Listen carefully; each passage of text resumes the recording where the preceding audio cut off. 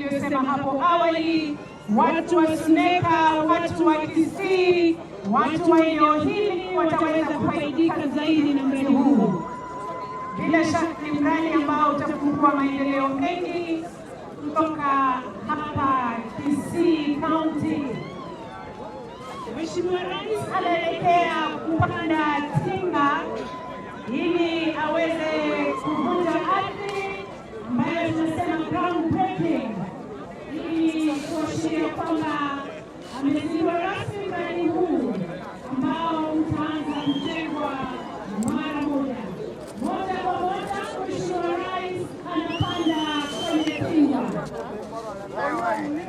Tukumbuke kwamba Mheshimiwa Rais anaanzisha serikali siku nne hapa Gusii, ambapo amekuwa akileta maendeleo tofauti tofauti yakiwemo ujenzi wa masoko, kuboresha makazi, barabara, miongoni mwa maendeleo mengine ambayo yameletea watu wa Gusii.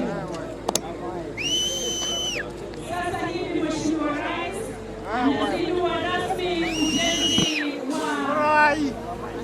uwanja huu wa ndege.